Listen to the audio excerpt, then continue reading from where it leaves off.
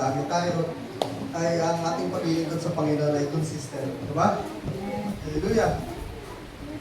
So, hindi ko alam, yung mga iba siguro busy or may ginawa, pero papatuloy tayo sa Panginoon. Hallelujah!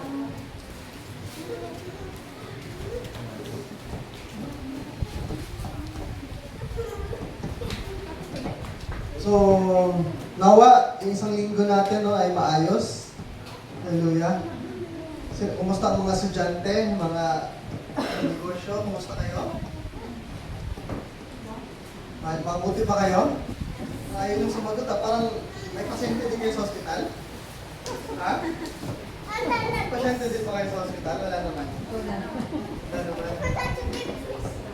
So, ayan, hallelujah! So, pasensya na kayo, late na naman tayo nag-start kasi may kinuhang mga papeles si Pastora sa iwahin.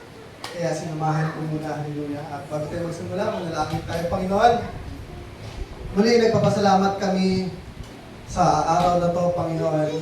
Salamat, Panginoon, sa buhay ng bawat isa na patuloy naming pinipili, Panginoon, pinagtsatsagaan, pinagtitiisan, pinagsisikapan, Panginoon, magpatuloy, maglingkod sa inyo, Panginoon. Lord, patuloy mong linisin ang aming mga puso at isipan, Panginoon. Buksan mo, Panginoon, ang aming mga spiritual na puso, na isip, Panginoon, Lord God, upang maintindihan namin, maunawaan namin ang iyong mga salita, Panginoon. Pagpalayan niyo po ang mga salitang ito, Panginoon, Lord God, na magpalakas, Panginoon, ng aming pananampalataya, Panginoon, Lord God, ng aming mga spiritual, Panginoon, na intimacy sa iyo, Panginoon, Lord God.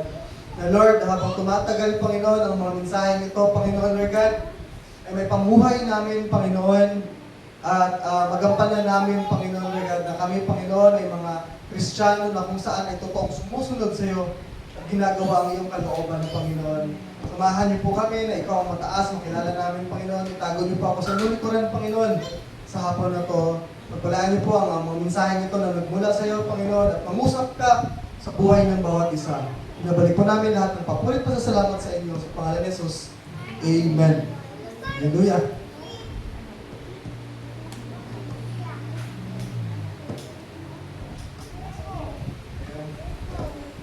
So, masyadong malamig na. Lagi kami naka-aircon doon sa hospital. Di na ako sanay sa malamig. Pero, kayo na lang muna.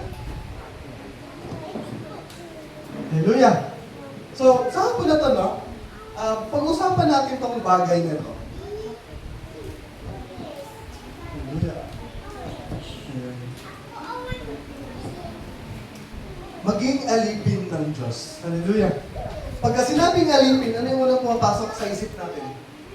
Pag alipin. Slave. Slave.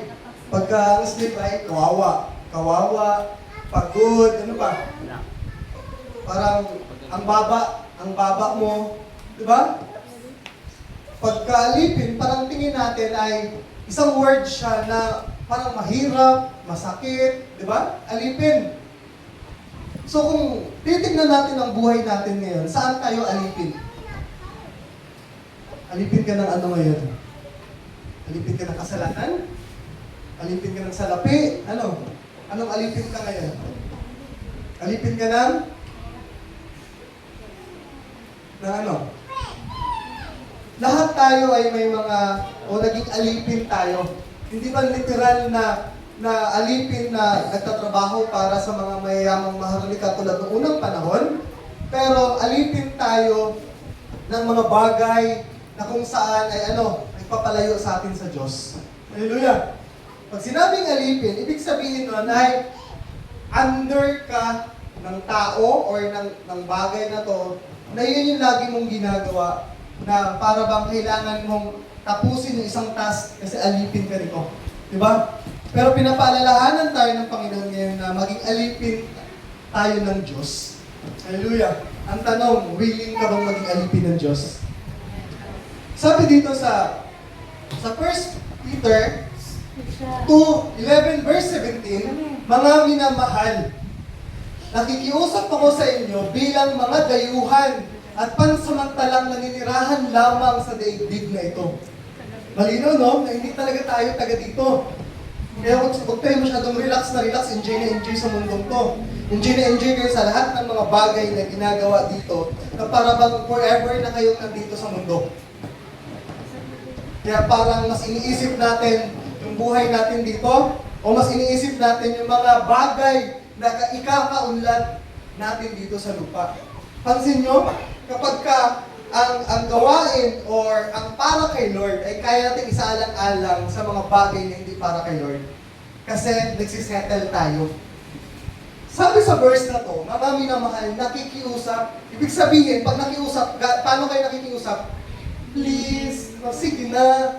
Pag sinabing nakikiusap, ibig sabihin, kumbaga ayaw mo muna or ayaw mo, kaya ka nakikiusap. Sabi dito, nakikiusap ako sa inyo bilang mga dayuhan at pansamantala. Pag sinabing dayuhan, hindi ka talaga taga dito. Pansamantala, hindi ka mamamalagi dito. Di ba? Naninirahan lamang sa daigdig na ito. Hallelujah! Karamihan ng tao ngayon ay enjoy na sa mundong to. Kasi nga, live to the... Hindi alam mo sabihin na yan? Di ba? So, ano daw, kapag dito ka sa lupa, ang daming mga quotes na o mga kasabihan na mag-enjoy ka lang, di ba? Habang nabubuhay ka, gawin mo lahat ng gusto mo. Di ba? Nag-enjoy ka lang daw habang nabubuhay ka kasi kapag patay ka na, hindi mo na magagawa yun. Pero sinasabi dito na talikuran na ninyo ang iyong mga pagnanasa na naman na nakikitigma sa inyong mga sarili. Pansin mo, kapag may gagawin o may pupuntahan ka sa church, parang ang dami mong sinasaalang-alang. Pero kapag mga lakad lang sa mundo, kung pupunta ang concert, parang hindi ka na nagdadalawang isip na ang daming tao, maiipit ka, paano kapag uwi, magagabihan ka. Pero kapag dating kay Lord, kaya ko kayang mag-commit kay Lord? Parang kaya ko kayang ipagpatuloy ko. Diba ang dami mong tanong pagdating kay Lord, connected yung gagawin mo. Pero kapag ka sa mundong ito lang, ang bilis natin mag-desisyon.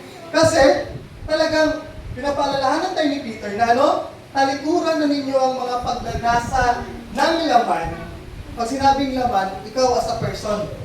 Diba? Ikaw as pagnanasa ng isip mo, ng kung ano man yung mga bagay na yan. So, pagnanasa ng laman na nakikidigma sa inyong mga sarili. Hallelujah. Ibig sabihin na nakikidigma. Ano ibig sabihin na nakikidigma? Nakikipaglaban. Diba? Sa isip mo, pupunta ba ako o hindi? Magsisipan ba ako o hindi? Diba? Ang dami yan, nag-war. Pero, kadalasan sino yung nananaig? Ang para ba sa Diyos o hindi? Diba? At alam niyo yung sagot niyan. Nagkikidigma sa inyong mga sarili. Kasi bakit? Hindi mo ka, yung sa decision mo, sarili mo yung kailangan mong panagutan o panindigan. Hindi sa ibang tao. Kaya kung maninindigan ka dyan sa bagay na yan, nakikidigma ka sa iyong sarili. Sa sarili mong pananampalataya, sa sarili mong desisyon, sa sarili mong kagustuhan. Sabi pa, sa 12, mamuhay kayo ng maayos sa gitna ng mga hintel. Yung mga taong hintel, ano to sila? Hindi Israelita. Diba? Kumbaga, pag sinabing hintel noong unang panahon ay hindi mga Israelita or hindi mga chosen people katulad ng Israelites. So, sabi dito, mamuhay kayo ng maayos sa gitna ng mga hintel. Sino kayo yung mga hintel ngayon? Yung mga hindi mananampalataya. Kayo naman eh. Gusto talaga maging hintel pa tayo? So, mamuhay kayo ng maayos sa gitna ng mga hintel. Kasi dati, kapag ka mga Hudyo, ang taas ng tingin sa kanila. Di ba? Kaya nga si Paul sabi niya, gagamitin siya sa mga hintel. Kasi dati, pagka mga Hudyo ka, kasama na sa kultura nyo yung mga laman ng Biblia. Kasi binabasa yan everyday sa sinagogue. Parang nire-recite ng pinakapulong pari. Kaya dati, bata pa lang, alam na yung mga rules, kung ano-anong mga aral ng mga Hudyo, kasi pinabasa lagi ng pulong pari. Pero, sabi dito, mamuhay kayo ng maayos sa gitna ng mga hintel upang kahit na palatangan nila kayo ng masama, makikita nila ang inyong mabubuting gawa at magpupuring sila sa Diyos sa araw ng kanyang pagdating. So, example mo yung buhay mo sa pamilya mo. Ikaw, sino dito yung sa pamilya mo? Ikaw pala yung Christian. Kasi sa pamilya namin, lahat na kami. Diba? Limbawa, si Pastora, sa office ni Pastora, ay siya lang yung Christian doon. And kapag may ginagawa siyang bagay or may decision siya, kailangan niyang manindigan doon kasi sa trabaho niya. Imagine niyo dito, sino dito yung mga tinutuligsa ng kaibigan kasi nagsisimba ka or may dala kang Bible o nagsisimba ka pag Sunday? Diba yung dati parang tropa-tropa mo sila pero nung nalaman nilang nagsisimba ka na, diba lagi ka na sa church, nagbabasa ka na ng Bible, parang ang weird mo na sa kanila. Sino nakaranas ng gano'n? Wala? Oo, wala talagang pagbabago sa buhay natin. So sinasabi dito na mamuhay kayo ng maayos sa gitna ng mga higpit upang kahit na paratangan nila kayo ng masama. Ano ba yan sila? Taas ng kamay kapag may iyak-iyakan pa sila, kapag nagkakantahan, ano ba yan sila? Diba, bakit nagtataas-taasin sila ng kamay? Bakit nag-iyak-iyak yan sila kapag kalinggo? Bakit yung iba nagluluhod-luhod? Diba? Yung iba hindi nila, akala nila mga kung ano-ano yung ginagawa tayo. May sira pa tayo? Diba? May aning-aning ba tayo? Diba? Pinapantangan ng masama. Diba? Pero, sabi dito, makikita nila ang inyong mabubuting gawa, pero lagi tayong maging mabuti. Ibig sabihin dito, no, na sa mga tao sa piligid natin, hindi lahat yan mananampalataya. Hindi lahat yan ay maintindihan yung pananampalataya natin. May mga kaibigan, kamag-anak kayo, na Roberto, wala namang pagbabago sa buhay niyo, ganun pa rin yung buhay niyo, mahirap pa rin kayo, lagi pa rin kayong kapos, lagi pa rin kayong ganyan. Hindi naman nag-improve yung buhay niyo, parang hindi naman totoo yung sinasamba niyo, diba? Parang ang daming ipapalatang sa inyo. Pero, pinalalahanan tayo na kailangan makita pa rin sa ating buhay, mga mabubuting gawa. Hallelujah! Kasi, sa taas, mamuhay kayo ng maayos. Ibig sabihin ng maayos, hindi ka magulo, at hindi ka nagiging dahilan ng ibang tao para maging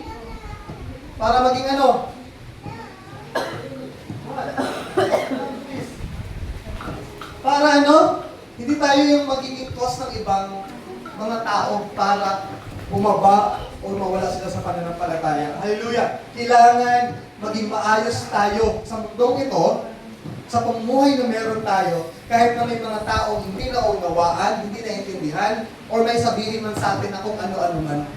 Diba? Kailangan manindigan ka sa kaibigan mo, sa trabaho mo, sa pamilya mo, sa pananampalataya na meron ka. Hallelujah! Sabi pa,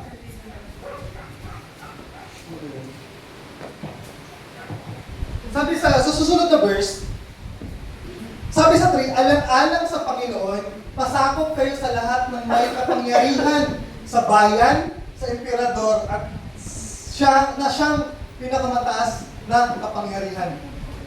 Hallelujah. At pinasinasabi dito ni Peter na alang-alang sa Panginoon, kailangan natin magpasakop sa lahat ng may kapangyarihan. Pansin nyo, sa bayan natin may barangay, di ba? May mayor, may governor, may presidente. Ang sinasabi dito, alang-alang sa Panginoon, pasakop tayo. Ibig sabihin, yung mga tao niyan, may mga mabuting namumuno, may hindi mabuti. Di ba? Pero magpasakop tayo. Kaya napakahalaga na kung sino yung leader natin, o yung mga spiritual leader natin, magpasakop tayo at the same time, sa mundong ito, hindi porket Kristiyano tayo, tapos nakita natin mali itong mga namumuno sa atin, ay para bang mga rebelde tayo na sinasagot pa natin sila. No, kailangan pa rin natin magpasakop sa kanila. Hallelujah, naintindihan ba natin? Kumbaga, ini-honor natin na nilagay sila ng Panginoon dyan sa mga lugar o kapangyarihan niyan. Sabi pa sa 14, at sa mga gobernador na isinugo niya upang magparusa sa mga gumagawa ng masama at magparangal sa mga gumagawa ng mabuti. 15, nais ng Diyos na sa pamamagitan ng inyong wastong pamumuhay ay mapatigil ninyo ang mga hangal sa kanilang kamangmangan. Sino dito yung may mga parents na Christian na? Kami nila, Jerel, ng iba pa, Christian yung parents namin. Pero sa mga hindi pa Christian yung parents, parang pakiramdam nyo, medyo harsh yung parents ninyo. Kasi, hindi pa sila Kristiyano, hindi pa nila alam tong mga bagay na to. Lalo na yung mga magulang, tatay, nanay na hindi pa sila Kristiyano, nag-aaway sila, parang minsan walang pakialam sa inyo, hindi sila nagpapakamagulang sa inyo, parang pakialam nyo may pagkukulang sila sa inyo, di ba? Pero kailangan natin magpasakop sa kanila. Hallelujah! Kasi yung mga magulang natin, may kapangyarihan sila over sa atin. Kaya sa mga estudyante, makinig niyo sa teacher niyo, igalang niyo yung teacher niyo, kasi sa classroom sila yung may kapangyarihan sa inyo.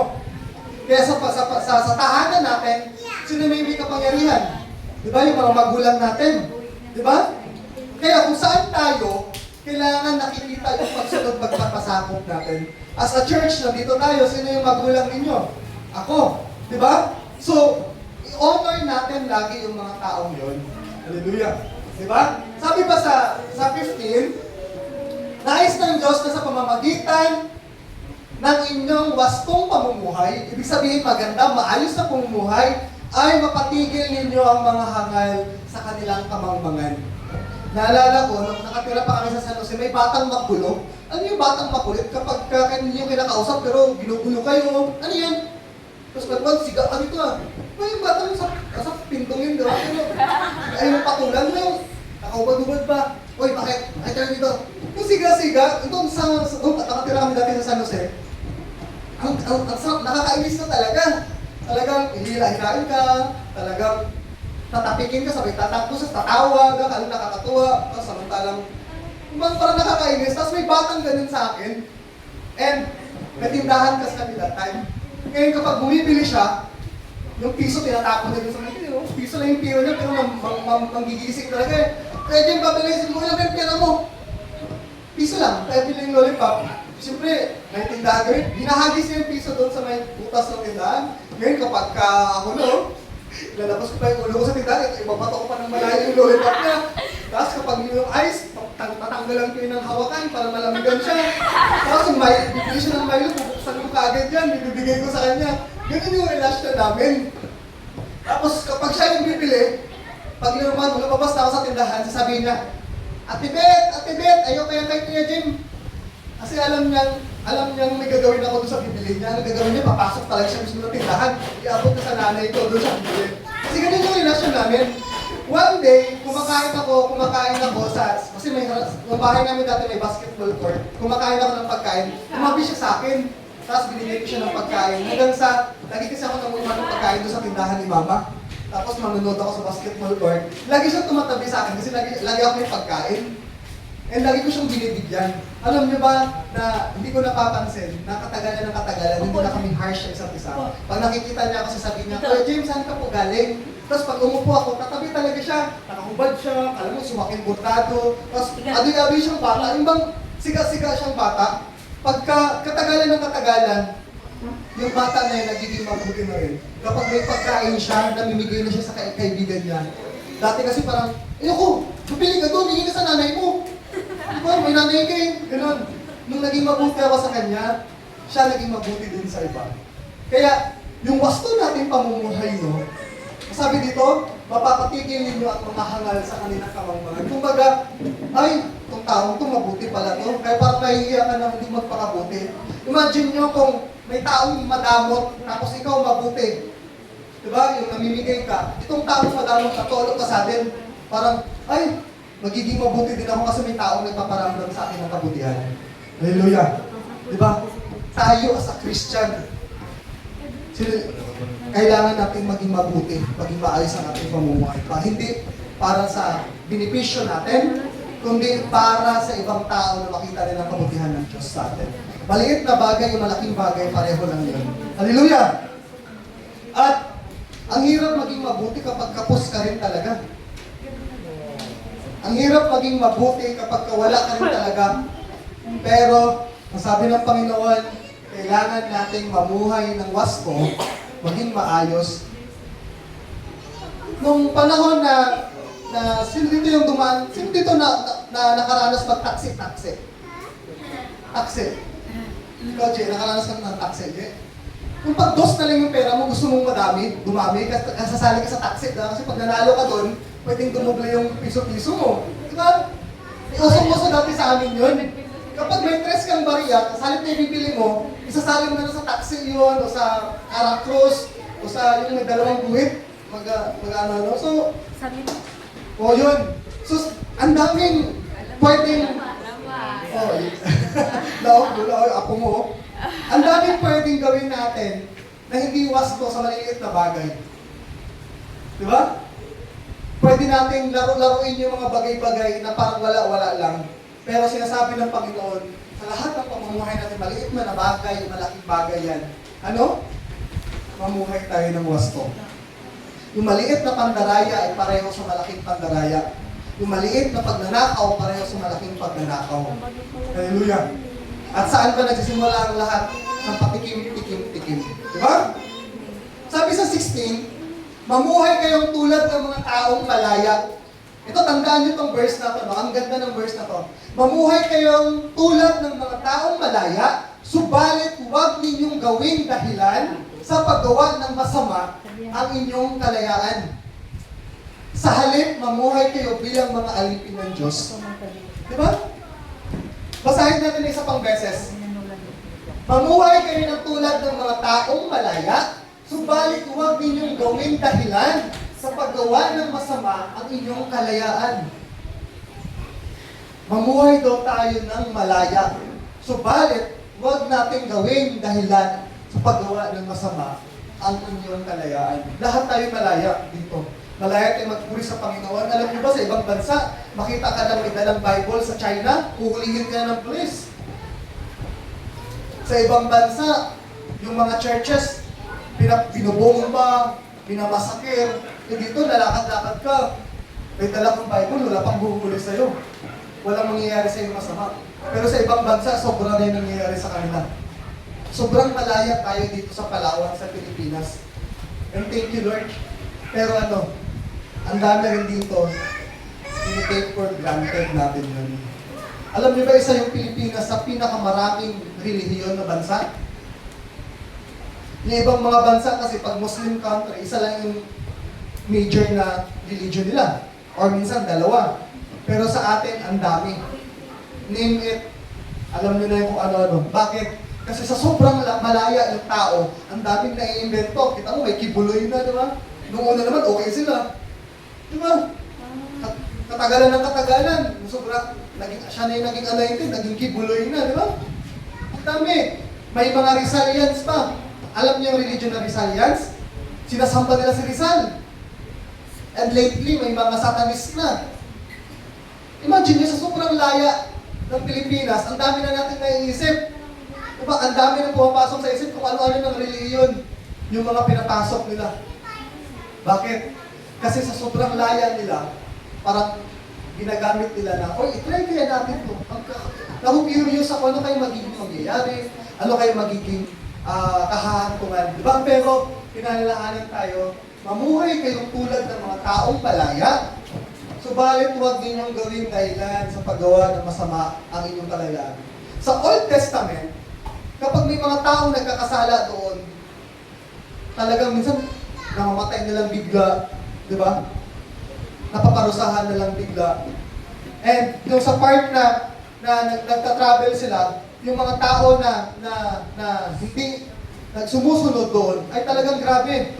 Pero sa panahon ngayon, kahit na balasubasin mo o hindi mo binibigyan ng halaga ang Panginoon, walang mangyayari sa'yo. Buhay ka pa rin, makahagising ka pa rin. Di ba? Walang mangyayari. Parang masyado na tayo komportable. Pero tandaan natin na darating ang araw na kapag bigla din dumating ang Diyos, wala ka rin magagawa. Di ba? Malaya tayo, yes. Pero huwag natin gawin. Pastor, ano ba yung masama na to? Alam lang natin kasi masama, magpatay, magnakaw, yung mga major na crime. Pero para sa akin, lahat ng ginagawa mo na hindi para sa Diyos, lahat ng ginagawa mo na hindi papalapit sa Diyos, ay masama. Bakit? Pwede mo namang gawin ang papalapit sa Panginoon. Lahat ng mga bagay o pinipili mong bagay, sitwasyon, pangyayari, o ano man yan, na hindi mo mabibinipisyo yung intimate relationship mo kay Lord, masama yun. Maliban ba sa pagiging tao natin dito sa lupang to, ano yung kailangan natin gawin? Sumunod sa Panginoon, gawin yung kalooban niya, sumunod sa Kanya. Lahat. Di ba? Hallelujah! Kaya huwag sanang maging dahilan na yung kalayaan natin, kung ano-ano yung ginagawa natin, kung saan-saan tayo pumunta, kung ano-ano yung sinusubukan natin, kung ano-ano yung mga kasinungalingan, kung ano-ano yung mga kasamaan, kung ano-ano yung mga bagay na hindi magandang ginagawa natin.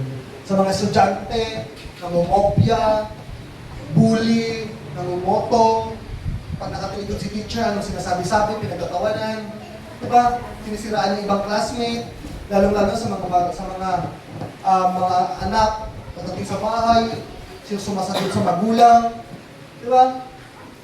Nag-aaway sila magkakapatid, di ba? Ang dami.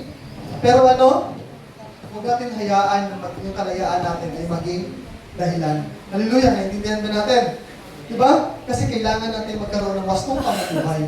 At mamuhay kayo bilang alipin ng Diyos. Lahat ng mga pinagtsatsagaan yung mga bagay ay ginagawa mo lang bilang alipin ka ng Diyos. Kapag hindi mo ito ginagawa para sa Diyos, sinunod mo yung sarili mo, hindi ka alipin ng Diyos. Alipin ka na ng kasalanan, alipin ka ng pride, o ng anuman mga bagay na yan, na kailangan ma-realize mo na tama na kay Lord na. Hallelujah! Hindi ako yung may sabi niya, yung verse. Sabi sa 17, igalang ninyo ang lahat ng tao at mahalin ang mga kapatid kay Kristo. So itong word na igalang ninyo ang lahat ng tao, lahat ba ng tao kagalang-galang? Di ba yung biglang naglalakad kami, sumagi sa'yo, bibili ka na ng tindahan, bibili ka na sa tindahan, ang sungit ng tindera, di ba? Yung classmate mo, pahingin ako ng papel, ba't kasulak ang papel? Bumili ka dun, parang ayaw, sakit. Wala ko naman talagang papel, di ba? Kumbaga, hindi lahat ng tao kagalang-galang. Hindi lahat ng tao mabuti. Hindi lahat ng tao magandang ugali o mabait. Pero igalang ninyo ang lahat ng tao. Pag sinabing lahat ng tao, bata, matanda, di ba? Ano man yan, basta tao yan siya, kailangan mong galangin. At mahalin ang mga kapatid kay Kristo. Hallelujah! Mahal pa natin yung kapwa natin na nananampalataya. Kahit na minsan may hindi pagkakaintindihan, hindi pagkakaunawaan, yung iba sobra sa pagmamahal, di ba? Di ba, nagkarelasyon na, ano ba? Nagkagustuhan na? No. Pagmamahal na kung saan ay para sa Diyos. At mamuhay kayo ng may takot sa Diyos. Hallelujah! Pastor, sa lagi nating preaching ng mga mabibigat na bagay, Pastor, parang basta natakot na ako sa Diyos. Dapat lang.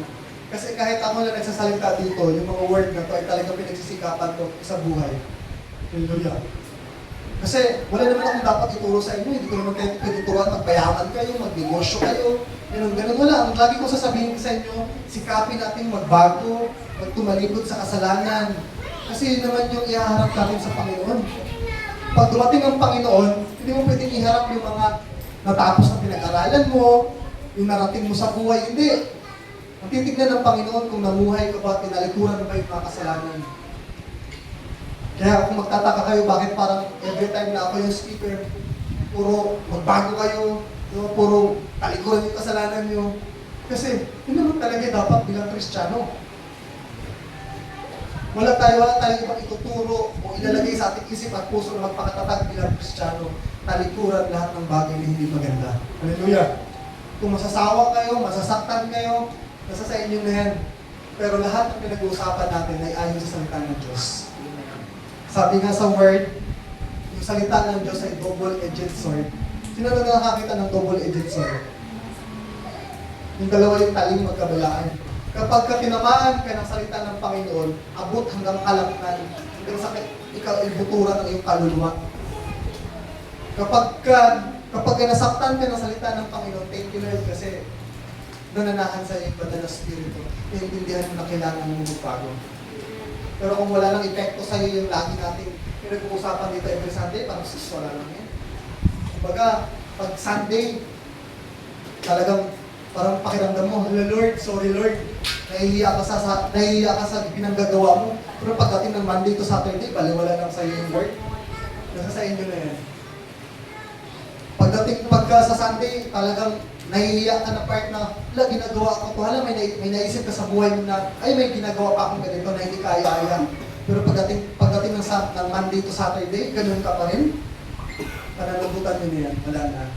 Basta, ako bilang preacher, nabigay ko yung tamang word o tamang mensahe ng Panginoon.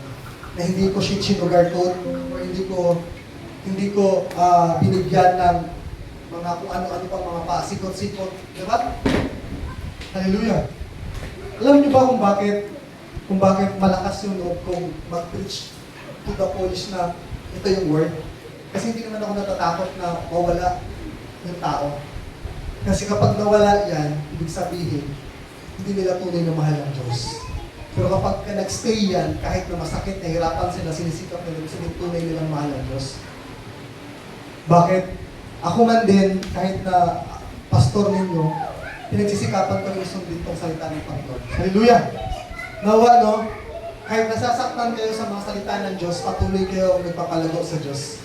Kasi wala naman tayong ibang pangahawakan. So,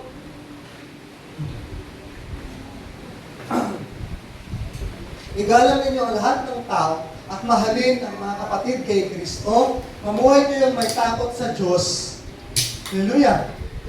Igalang ninyo ang emperador. Hindi yung emperador na yung bote, ha? Emperador yan. Ibig sabihin niya dati yung mga namumuno. Baka yung emperador na ano, ha? Mag-iminong pala. Ano, shot puno? Hindi yun, emperador na yung mga namumuno noong unang panahon. Kumbaga sa ating president. Di ba? Pastor, paano yung president natin ngayon? Involved man sa corruption. Involved man sa ano. Wala tayong magagawa. Siya yung president natin. Di ba? At wala tayo sa posisyon para pagbintangan siya ng kung ano-ano. Pero nasa posisyon tayo para ipanalangin siya. Hallelujah! At, ano pa? Kung kanina ay maging alipin tayo ng Diyos, tularan ang pagtitiis ni Kristo. So kanina, kapag kaalipin ka, ang unang papasok sa isip mo, magtiis ka. Di ba? Yung alipin, kailangan niya magtrabaho kasi may utos sa kanya. Kaya, magtiis. Tularan ng pagtitiis ni Kristo. Pero wala naman tayo ibang good example kundi si Jesus Christ pa rin, di ba? So itutuloy lang natin yung verse. Sabi, sa 18 na, mga alipin. Di ba? Kanina, magpaka-alipin tayo ng Diyos. Ngayon, tularan natin ang pagtitiis ng Kristo, kaya ang sabi, mga alipin. So kumbaga, tanggap na natin na tayo alipin ng Diyos sa lahat ng ating gagawin. So sabi dito, mga alipin, magpasakop kayo sa inyong mga amo at igalang ninyo sila. Hindi lamang ang mababait at mapagbigay, kundi pati ang malulupit. Big sabihin, sa panahon natin ngayon, hindi naman tayo yung talagang alipin na may pinagtatrabaho ang amo, di ba? Pero, ang tinutukoy dito, hindi lamang ang mababait at mapagbigay, kundi pati ang malulupit. Ibig sabihin, maraming tao ngayon na magkakaiba-iba yung ugali, magkakaiba-iba yung pamumuhay nila, pero lahat ng tao na yun, kailangan natin magpasakop at igalang sila. Halimbawa, kung nandyan si pastor, tapos may isang lasinggero, ang unang papasok sa isip, igagalang niyo si pastor.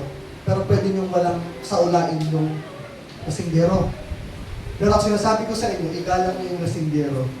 Kasi siya yung mas nangangailangan nun kumpara sa isang pastor. Karamihan sa atin, inuuna natin yung mga Kristiyano pa muna. Kaya nalilip behind yung mga hindi Kristiyano. Sila yung nasasaktan. Kaya napapansin nyo, may bumibitaw yung mga hindi Kristiyano na sus banal-banalan nyo sila. Diba? Di kayo ng banal, kayo ng ganito, kayo ng ganyan. Diba? So minsan, bilang Kristiyano, kailangan yung mga mananampalataya, yung mas intindihin, yung hindi mananampalataya, yung intindihin at unawain natin. Hallelujah! Kasi, yung mga tao na yun, yung mas nangangailangan ng grasya ng Panginoon. Sabi sa 19, sapagkat kapuri-puri ang nagtitiis ng parusa kahit walang kasalanan bilang pagsang-ayon sa kalooban ng Diyos. Kaya tayo sa mga panahon ngayon, may problema ka man, pinaragabyado ka man, may mga taong kumbaga may mga taong tinitake for granted ka, ibig sabihin huwag tayong gumante. Huwag tayong gumawa ng masama para lang iharap sa kanila. Kumbaga, magtiis tayo. Kasi bilang mga mananampalataya, kapuri-puri na nagtitiis tayo kahit wala tayong kasalanan. Magtiis sa parusa. Kasi, pansin ninyo, mas magaganda yung buhay ng karamihan ng hindi mananampalataya. And immaterial. Pansin nyo. I-check nyo yung bawat bahay ng mga membro ng simbahan. Yung iba nag-board lang, yung iba butas-butas yung bahay, yung iba ang layo. Pansin nyo, honestly, mas maraming mga Kristiyanong naglilingkod na yung bahay nila, materially. Walang-wala sila. Hirap sa pera, pansin mo yan, na parang laging kailangan nila. Yes, totoo. Pero yung realidad, mas marami talaga yung mga Kristiyano, ang buhay ay hindi talaga kaya-aya na may magandang buhay. Totoo yan. Kahit saan simbahan kayo pumunta. Magaganda lang yung damit nila pag-iindo kasi preparado sila. Magaganda yung mga mukha nila kasi inaayos nila. Pero pag uwi ng bahay, hindi magaganda. Totoo yan. Bakit? Sa kabila ng mga sitwasyon ng ganun, mas pinipili nila manampalataya sa Panginoon ipag sa Diyos na sa lahat. Hallelujah. At, lahat na nagtitiis ng mga bagay na yan, na parang, Lord, mananampalataya naman kami, ba't kailangan namin ganito? Bakit hindi mo pa kami binibless ng bagong bahay, bagong financially, diba ang dami mong desire? Parang, Lord, hindi mo ba nakikita yung pamumuhay namin? Pero bakit? Diba? Mas maraming mga tao ang hinahanap yung presensya ng Panginoon kapag nahihirapan sila. Kumpara sa mga taong okay yung buhay na hindi nakakaligtaan nila ng Diyos. Bilang pagsang-ayon sa kalooban ng Diyos. Sabi sa 20, may ipagmamalaki ba ang magtiis ng parusa kung ito'y dahil sa paggawa ng masama? Hindi. Ngunit kung magtiis kayo ng hirap sa kabila ng paggawa ninyo ng mabuti, pagpapalain kayo ng Diyos. Sabi dito, hindi mo may pagmamalaki yung pagtitiis mo ng parusa dahil sa paggawa ng masama. Pansin nyo ngayon, kung sino pa yung mga hindi gumagawa ng mabuti or may mga bagay tinatago, halimbawa, politician. Kapag humanap sa iyo yung politiko, papangakuan tayo ng pera, bigas, ganun, di ba? Ang dami nila pinapangako na kapag dumating tong mga politician na to, ang tingin natin sa kanila na makakatulong talaga sa atin. Pero alam niyo ba, lahat ng pinamimigay nila ay galing din sa atin bilang tao, tax ng mga may trabaho. Diba? Pag ipamutmut nila yung mga biyaya na yun, parang galing sa bulsa nila, sa sarili nila. Pero hindi. Galing yun sa lahat ng mamamayan sa buong Pilipinas, sa mga tax natin na binibigay nila, binabalik lang nila sa atin. Pero, kapag umasta sila, akala mo, galing sa kanila, pinaghirapan nila yung pera na binudbud sa atin. Diba? Parang politician. Pero as a Christian, kailangan lahat ng angkop ng buhay natin ay tama yung pinagkukunan ng financially, tama yung source ng income mo, tama yung lahat ng bagay sa buhay mo. Tama. Hindi ka tatamaan. Diba? Kumbaga, hindi mo may pagmamalaki sa harap ng Diyos yung mga pagtitiis mo, pero galing naman sa kasamaan. Diba? Kumbaga parang pag nagkukwentuhan kayo, grabe, talagang kahit wala kaming pera, talagang pinag-pray namin. Yung pala yung pera mo, kung ano-ano naman yung pinabibili mo. Nung nagka-pera ka, kung ano-ano yung inuuna mo, ano yung inanggagastusan mo. Diba? Parang hirap na nagkwento, pero bless ka pa rin. Pero nung hindi ko alam kung narinig nyo na itong kwento na to May isang sabongero. Sino nakakalam ng sabongero? Yung nagsusugal ng sabongero? O, nagkamalok. Sabi ng sabongero, halimbawa si Mark, tsaka si sabongero. May sabongero dito. Sabi ni Mark, kay King, sabi niya, bago yung motor ko. Sabi ni King talaga, grabe, ang ganda ng motor mo Grabe. Grabe, ang ganda ng motor mo. Panalo paldong-paldo Siya, kakasugal ko yun, pre. Kaya gumanda yung motor ko. Yung pala, pinunta niya yung sasakyan niya, nagbili ng motor dahil natalo doon sa sabungan. So, may mga bagay sa harapan natin kapag pinagyabang natin, ay parang nakaka-bless. Pero kapag dinaisect mo, yung pinanggalingan nun, eh hindi pala mabuti. Hallelujah.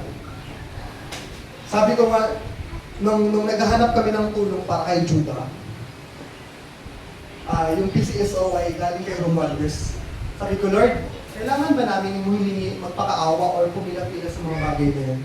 Sa mga tao yan. Alam ko naman na yung corruption ay malala.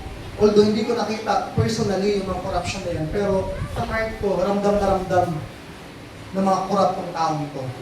Kapag ba binigyan ako ng tulong mula dyan, kaya ko bang i-take na yung pondong ito galing sa taong nagdakaw ng kabal ng bayan? Yes, nakabenepisyo ako sa anak ko or mabibigyan man kami ng tulong para sa bill namin sa hospital. Pero sa heart, hindi ko kayang tanggapin yung tulong na alam kong galing sa hindi maganda. Ang dami itong sumasabi na, Pastor, or Jem, punta ka dito, lumapit ka dito. Sinasabi ko lang, opo, sige po. Kasi naniniwala ako na kung paano kami ipoprovide ni Lord sa lahat ng babayaran namin, kaya mag-provide ni Lord. Hindi ko isaalang-alang yung kabigatan ng heart ko na pag tinanggap ko yung mga tulong nila, alam ko ang daming tao naghihirap bago ko makuha yung tulong na yun. Sino dito aware na ang daming nabaha, ang daming nabagyo sa ibang part ng Pilipinas? Na sa halip na parang, ay, salamat Lord, kasi nakuha ko yung tulong. Pero ang bigat sa heart ko, humingi ng tulong sa mga tao yun. Hindi naman sa nagmamayabang ako or parang ang arte mo naman, Pastor. Pero napaka-importante kasi yung discernment natin. Hindi porket nakakatulong sa iyo yan, eh i-grab mo na lahat agad. Napaka-importante bilang Kristiyano yung heart natin, alam mo yung burden na tatanggapin natin. Kung tanggap lang tayo ng tanggap na kung anong bagay, tapos yung heart natin ay hindi na natin alam kung ano yung totoo, ano yung peke, baka sa sobrang tanggap lang natin, ay hindi na natin nadi-desire yung banal na spirit. Hallelujah! So, sabi pa dito, at 21, ang pagtitiis ng hirap ay bahagi ng pagkatawag sa inyo ng Diyos. Kaya ka naghihirap, may mga problema man yan. Kasi, bahagi yan ng pagkatawag sa inyo ng Diyos. Hindi ka naghihirap kasi trip lang ng mundo. Hindi ka naghihirap kung nagka-problema kasi deserve mo yan. Hindi. Ang pagtitiis ng hirap ay bahagi ng pagkatawag sa inyo ng Diyos. Sapagkat nang si Kristo ay nagtiis para sa inyo, nag-iwan siya sa inyo ng isang halimbawa na dapat ninyong lubos na tularan. Hallelujah! Hindi ka lang naghihirap ngayon kasi wala lang, o trip-trip mo lang. Isipin mo, bawat kahirapan na dinaranas mo, pagkatawag sa iyo yan ng Diyos, bilang kabahagi. Hallelujah! Kaya kapag may kapatid tayo, ang salamat sa mga dumalaw sa hospital, no? Talaga natutuwa kami ni Pastora na kahit na hinahirapan kami, pag dumadalaw kayo, kumusta na po kayo, Pastor, kumusta na po kayo, nagkakaroon kami ng kagalakan sa heart namin na may kasama kami na naghihirap din para sa amin. And ito yun, bilang church ay kailangan may pakialam tayo sa buhay ng bawat isa. Hindi lang tayo sa Sunday na family. Ibig sabihin kapag may problema yung isa, may estudyante dyan na walang baon, Pastor, pwede bang pahingi ba ng baon or ano man? Or kung, alam niyo yan, tayo ba sa church, magkaroon sana tayo ng family like kay Christ, na kapag may problema kayo, huwag kayong isolated na parang sinusunod yung buhay nyo. Pagka kinakumusta kayo, okay lang po kami, parang ayaw yung, ina-isolate. Kasi nilalain yung sarili nyo. Sana tayo yung church na kapag may problema yung bawat isa sa atin, nandun tayo handang makinig, handang tumulong. Di ba? So, lahat ng hirap natin na pinagtitiisan, bahagi yan ang pagkatawag sa atin ng Diyos. Kaya huwag kang sumuko. Di ba? Huwag kang mabibigatan. Yes, mararamdaman mo yun, pero magtiwala ka sa Diyos. Di ba? Sapagkat nang si Kristo ay nagtiis para sa inyo, saan siya nagtiis sa krus ng Kalbaryo? Di ba? Lahat yung ginawa niya para matubos tayo. At kailangan natin siya, sabi dito, nag-iwan siya ng isang halimbawa na dapat inyong lubos na tularan. Imagine nyo kung ikaw Kristiyano sa panahon ngayon, hayahay ka lang. Para saan nyo naghirap ang si Kristo Jesus para iligtas ka ng kapanahunan niya? Hallelujah! Parang, ang ironic, no? Nung ang Panginoon, hirap na hirap ang iligtas or nasugatan siya, napako siya sa krus ng Kalbaryo kahit wala siyang kasalanan. Tapos, sa panahon ngayon, mamumuhay ka bilang isang Kristiyanong papetex-petex lang, chill-chill lang yung pamumuhay mo. Kaya magtaka ka. Kung totoong Kristiyano ka, tapos yung pamumuhay mo parang sobrang sagana ka, na parang hindi ka namumroblema. Pero kapag may mga problema naman, pakiramdam mo, ang layo ng Diyos sa'yo. Diba? Pero, lagi mo tandaan, na hanggang nabubuhay ka sa mundong ito, talagang magkakaproblema ka. Magkakaproblema ka na kung ano na yan. Pero, hindi tayo lacking or may kulang sa atin. Kailangan lang natin magtiwala sa Diyos. Kailangan lang natin maniwala sa Diyos. Hallelujah! Malapit na tayo. So sabi pa dito sa 22, hindi siya gumawa ng anumang kasalanan o nagsinungaling kailanman. Tinutukoy dito si Kristo Jesus.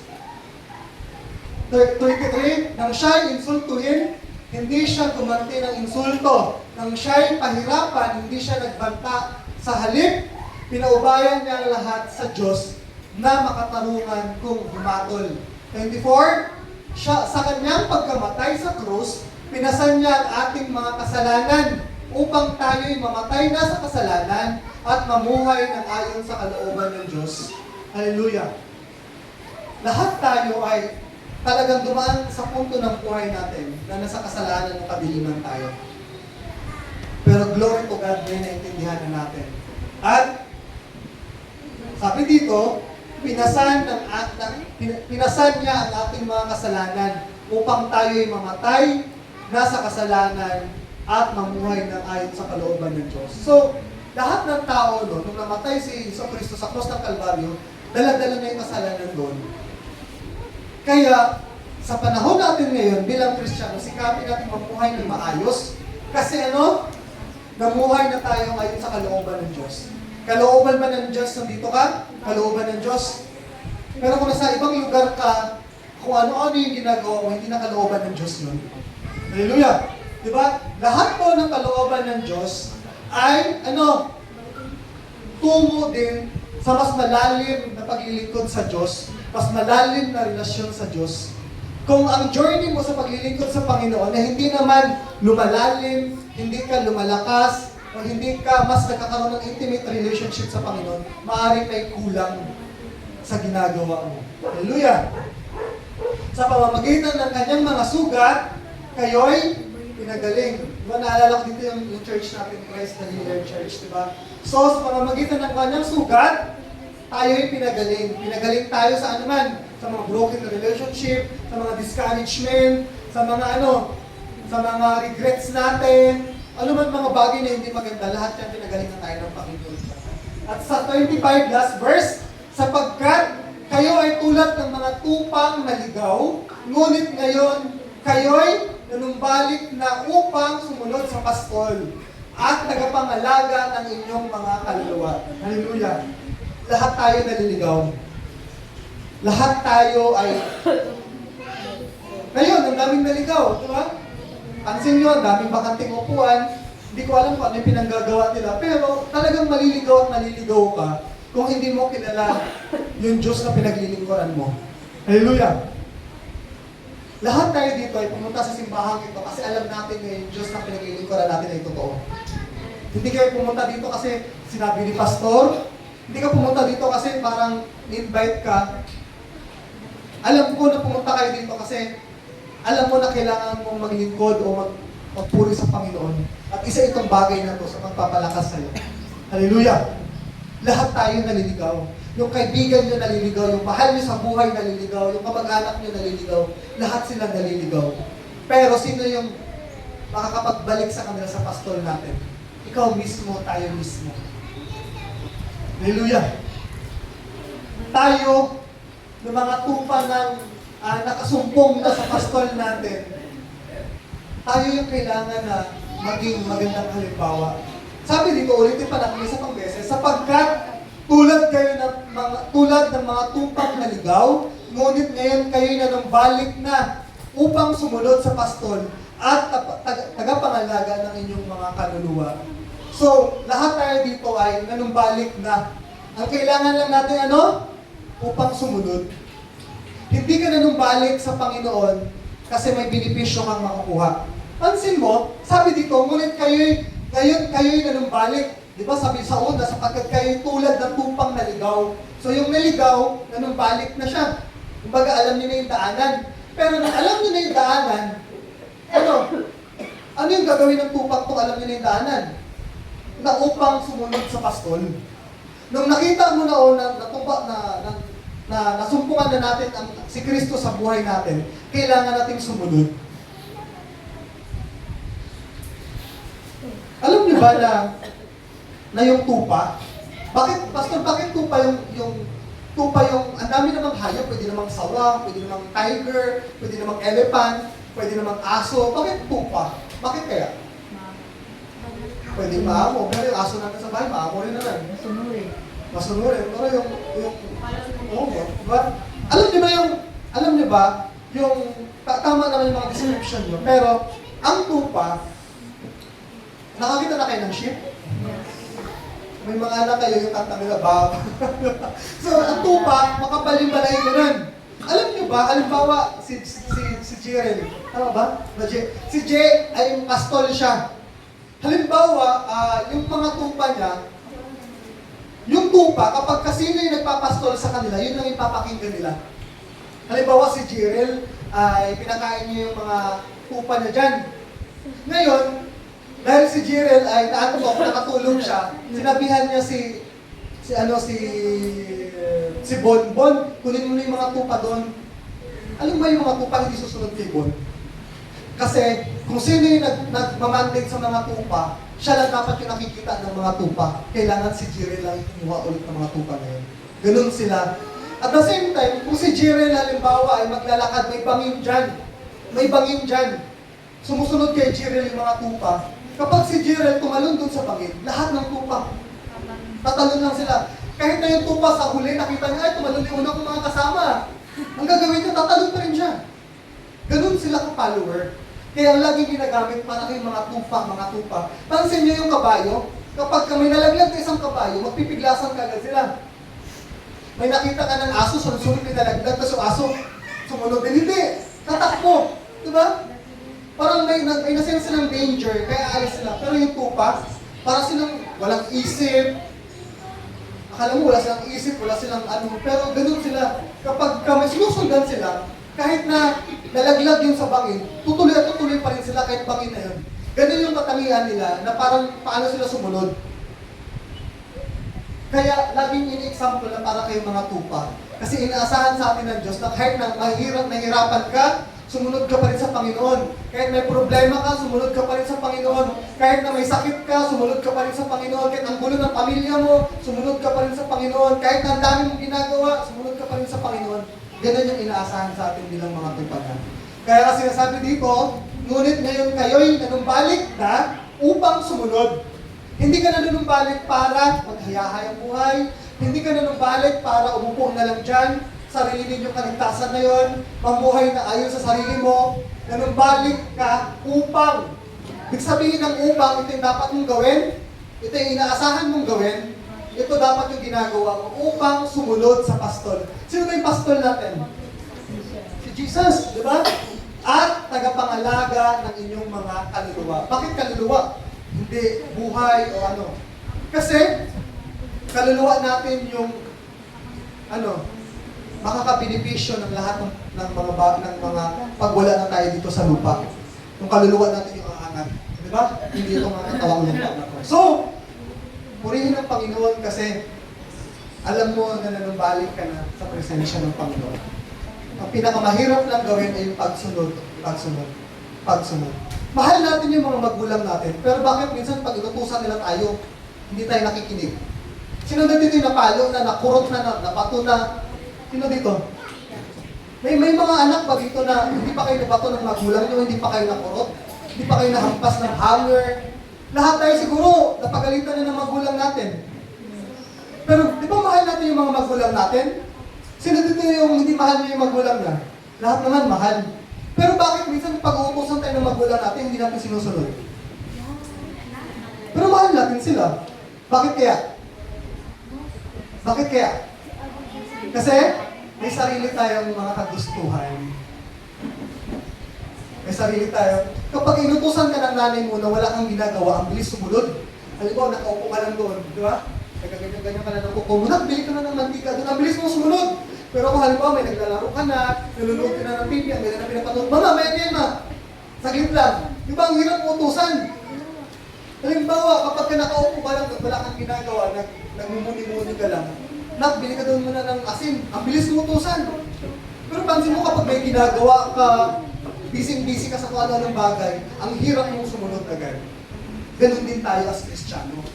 Kapag ka fully surrendered ka sa Panginoon, sa lahat ng bagay, sa pag-aaral mo, sa negosyo mo, sa pamilya mo, sa kung ano man yan, kahit na anong ginagawa mo, kapag alam mo sa Panginoon, ay talagang ang bilis mong mahatak.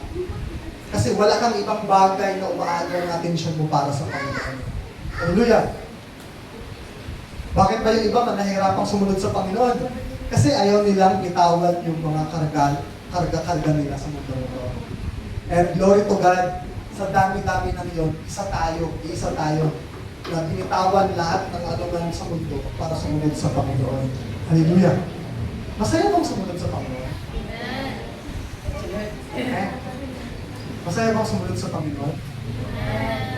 Si Pao naka-amen, pero yung mukha niya parang amen. Pero parang ang hirap, pastor, anong ko, wala ako ah. Joke lang, Pao. And, di ba? Hallelujah! Kahit konti tayo, magsikap tayo na magpatuloy sa Panginoon, itaguyod natin to. Kahit na may mga problema tayo, di ba? Tuloy lang tayo. Kasi kapag huminto tayo yung talo. Kapag tumigil tayo sa paglilingkod sa Panginoon, tayo yung talo. Sayang yung pinaghirapan natin. Pastor, paano kapag ganito ganyan yung nangyari? Kayang ibalik ng Panginoon yung mga nawala sa'yo. Kayang palitan ng Panginoon yung mga naubos sa'yo.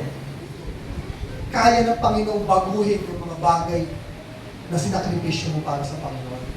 Ang tanong, willing ka ba magsakripisyo para sa Panginoon? Karamihan kasi sa atin, takot sumunod sa Panginoon. Kasi takot namang mabago yung buhay nila.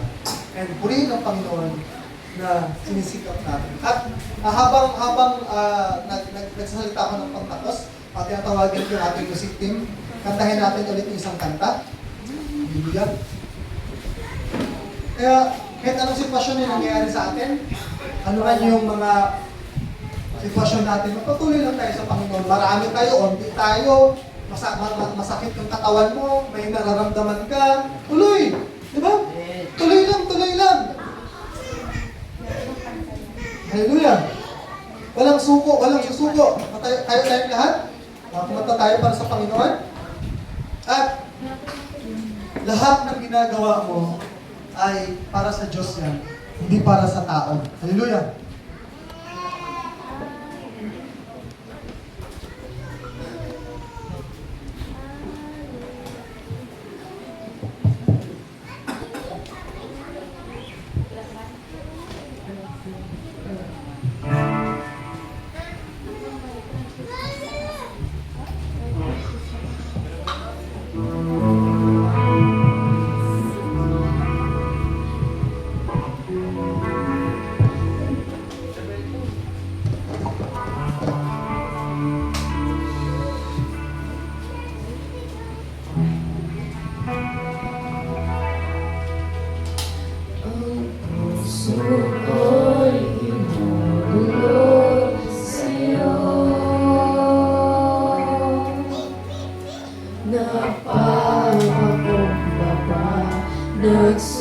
Nagsusumamo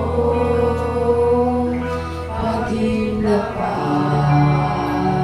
mo, ikaw ay mamasdan, makaniig ka at sa'yo ay kumisa. Ang puso ko'y dinudulog sa'yo.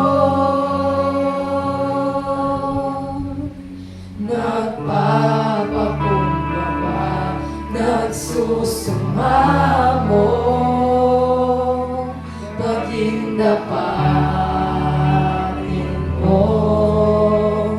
Ikaw ay mamasdan, mapaniig ka at sa'yo ay pumisan. Loobin mo ang buhay ko'y maging banal mong tahanan. Luglugan ng iyong wagas na pagsinta. Daluyan ng walang hanggang mga papurit pagsamba.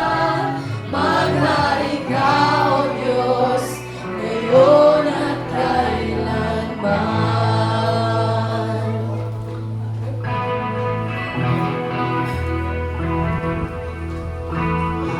Puso ko'y dinudulog sa'yo.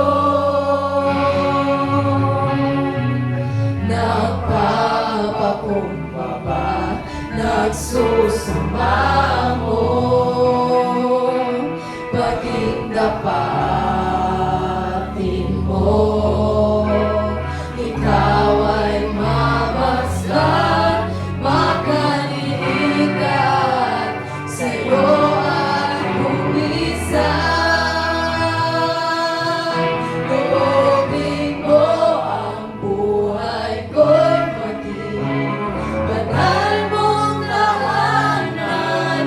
Luglugan ang iyong wagas na pagsinta.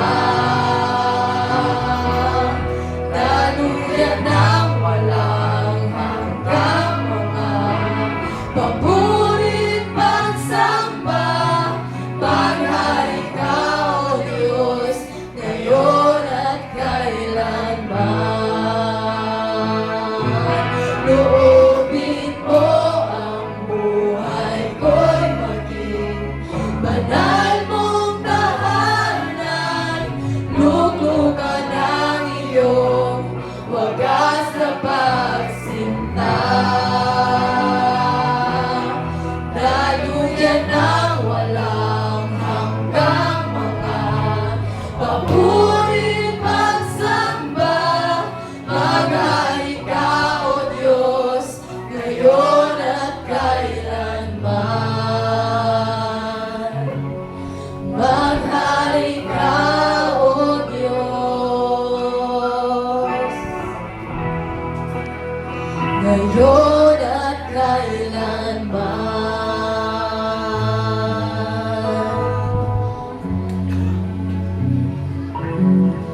Maghari ka, O Diyos, ngayon at kailanman.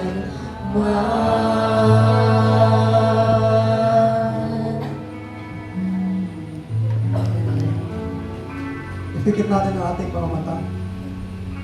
Hallelujah. Panginoon, marami pong salamat sa buhay ng bawat isa, Panginoon. Lord, nakikita mo, Panginoon, ang aming mga pananampalataya at pagtitiwala sa iyo, Panginoon. Nakikita mo ang aming mga karanasan, Panginoon, Lord God, sa inyo. May iba sa amin, Panginoon, Lord God, na malalim ang pananampalataya. May iba, Panginoon, Lord God, na nagkukulang, Panginoon, Lord. Patuloy mong punan, Panginoon, ang kanilang pananampalataya, Panginoon. May ilan sa amin, Panginoon, Lord God, na sapat ang kanilang pagtitiwala sa inyo.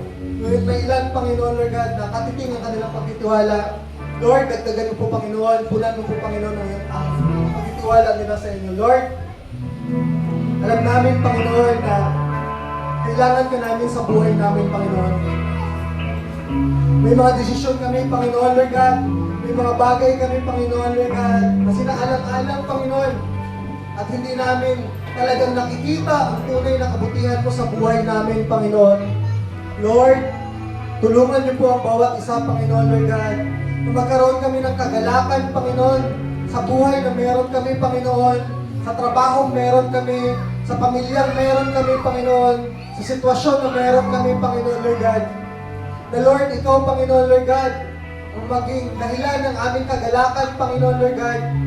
na hindi namin hahanapin sa anumang material na bagay, Panginoon, sa sinumang tao, Panginoon. But Lord, sa'yo namin masumpungan, Panginoon, Lord God, yung kagalakan, Panginoon, kasiyahan, Panginoon, Lord God. Tulungan niyo po kami, Panginoon, na patuloy na mamuhay, Panginoon, magsikap, na patuloy na maglingkod sa inyo, Panginoon, sa kabila ng aming mga kakapusan, kakulangan, Panginoon, Lord God, sa mga bagay na wala kami, Panginoon. Lord, tulungan niyo po kami, Panginoon, na patuloy na magtiwala na may gagawin ka, Panginoon. Lord, lahat kami, Panginoon, Lord God, karamihan sa amin ay pananampalataya lang, Panginoon, ang dala-dala, Panginoon.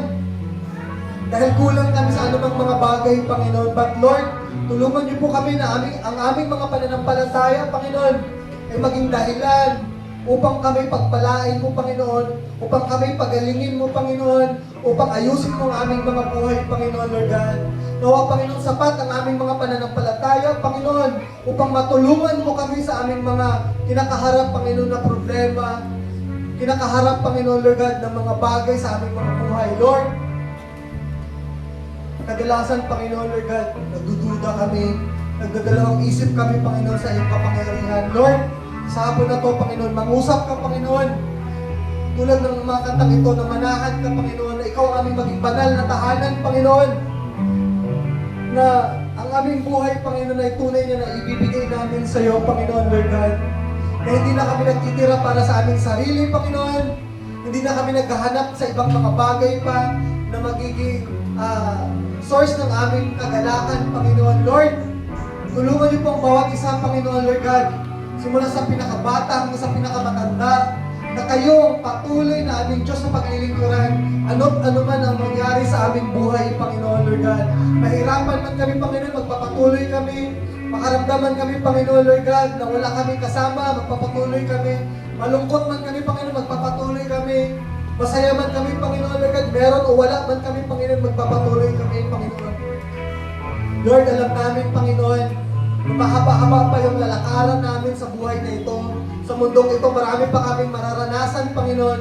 Huwag niyo pong hayaan na mahulog kami sa anumang mga patibong ng kaaway, Panginoon.